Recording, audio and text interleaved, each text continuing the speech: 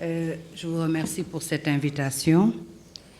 Je voudrais rendre compte de la mission que j'ai effectuée les 25 et 26 juillet à Dakhla, sur instruction de Monsieur le Président de la République, pour apporter soutien et assistance à nos compatriotes qui ont tenté, bien entendu, l'émigration, pour la plupart vers l'Espagne, et dont les embarcations ont été arraisonnées dans les eaux territoriales marocaines.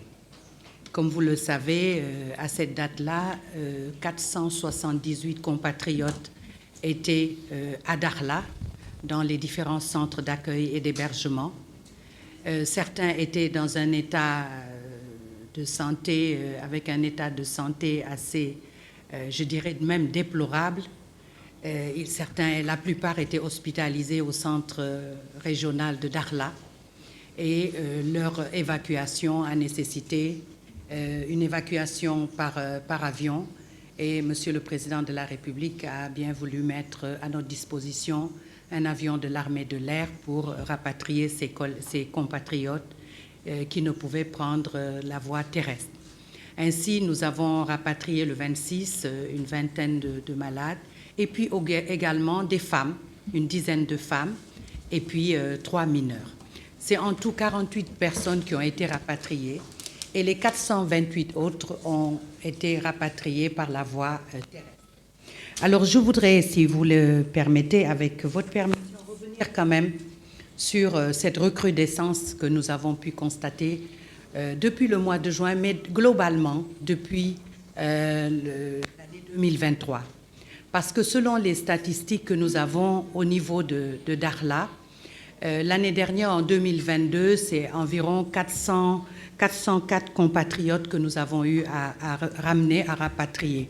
Mais aujourd'hui, entre le mois d'avril et le mois de juillet, nous avons 15 pirogues ont été arraisonnées dans les eaux territoriales marocaines, soit 1535 personnes, avec 1237 passagers d'origine sénégalaise.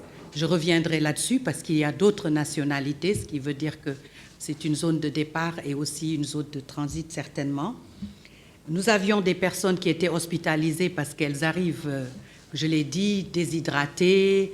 Certains ont des brûlures, d'autres vraiment des traumatismes très très importants, ce qui nous a valu d'ailleurs d'aller dans cette mission avec le SAMU, avec des urgentistes, que je félicite d'ailleurs au passage, qui nous ont permis d'évaluer l'état de santé des personnes qui étaient là. Entre-temps, donc, entre avril et juillet, nous avons rapatrié 970 personnes. Et en ce moment, nous avons encore, donc je dis bien 970 personnes, et en ce moment, nous avons encore 190 personnes qui sont encore à Dakhla, parce que après ce rapatriement de 428 personnes, 2 autres pirogues sont arrivées, l'une avec 74 personnes et l'autre avec 114 personnes. Alors, les nationalités, outre, je l'ai dit, les nationalités sénégalaises, il nous a été donné de constater que nous avions des personnes, des migrants de nationalité gambienne pour la plupart, de Guinée, République de Guinée, et du Mali. Alors, les zones de départ que nous avons pu relever, c'est Saint-Louis, Rufisque, Mbour, Diourbel, Kayar et Abéné-Kafountine. Pour l'heure, on a entendu parler dans la presse de Fass Boye, mais nous n'avons pas eu d'informations concernant une pirogue venant de Fass Boye. Alors, je tenais à partager ces chiffres avec vous, tout en insistant sur le fait que nous entendons beaucoup de chiffres qui sont annoncés concernant les décès en mer. Nous ne pouvons nous baser que sur les informations que les passagers, que les migrants veulent bien partager avec nous. Alors, évidemment, nous avons quelques chiffres parce que dernièrement, nous avons une pirogue de Rufisque, venant de Rufisque, qui a été arraisonnée dans les eaux territoriales. On a eu quand même 18 décès en mer. pour la pirogue de Abéné-Kafountine, on nous a annoncé 5 décès.